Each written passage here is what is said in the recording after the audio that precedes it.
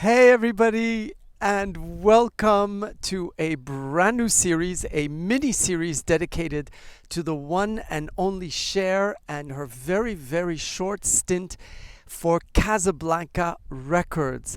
And so, after Donna Summer leaving Casablanca for Geffen, I thought it would be a good idea to do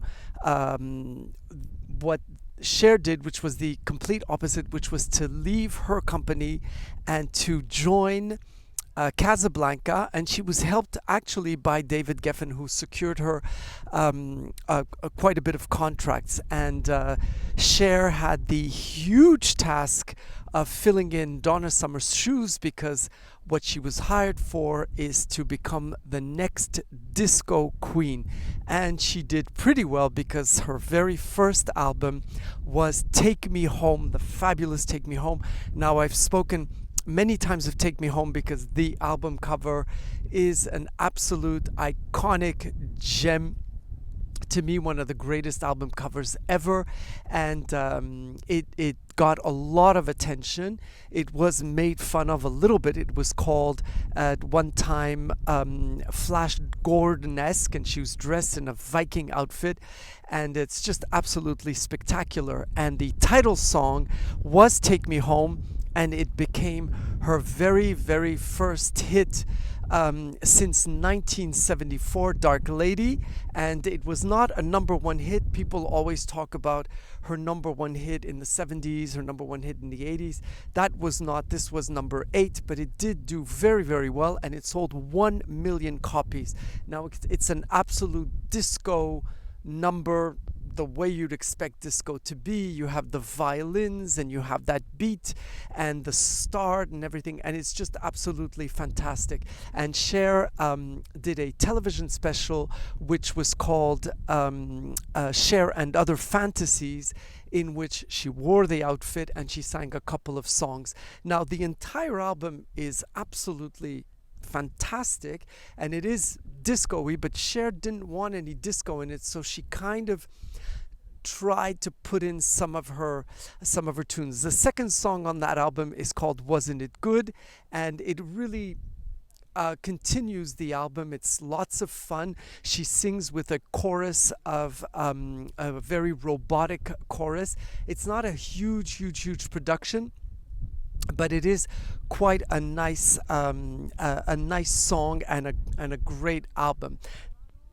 The third song is Say the Word, still very, very disco-y. You have all these violins that catch and that, take on, and it really gives the beginning of the album, for what was at the time the first side, an all danceable and very, very fun and enjoyable album, and quite different from what Cher did, but not different from what she did on her television specials, because although she said she didn't think disco music was very interesting, on her disco albums, on her television shows, she did quite a bit of that kind of dance-oriented popular music.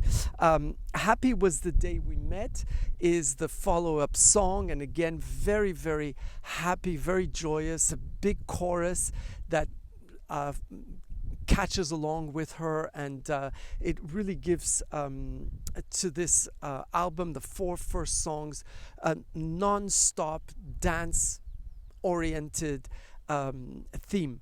And then she goes on to Get Down, Guitar Groupie. Now, this is a rock song, but although it is rock, and Gene Simmons, who was her boyfriend at the time, does the background vocals and a bit of guitar, it still is very, very, how shall I say, rhythmic, although it's got a bit of a rock touch to it. And here you sense that what she's going to do later on in the 90s with her return to rock music, but here she's kind of held back. Now, the whole album is produced by Bob Esty, and Bob Esty produced for Barbara, Donna, He also was producer on the album Thank God It's Friday, so he really pushed for the dance music.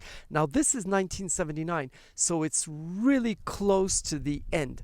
Now, because of the single Take Me Home, the album sold 500,000 copies and the single 1 million. Then she did a couple of more singles, but they didn't do as well. Love and Pain, here you're going to have what Cher does best, which is these very, very soft ballads, and with her deep voice that can go and be very, very quiet. It's just absolutely touching, very, very beautiful, beautiful lyrics to that song.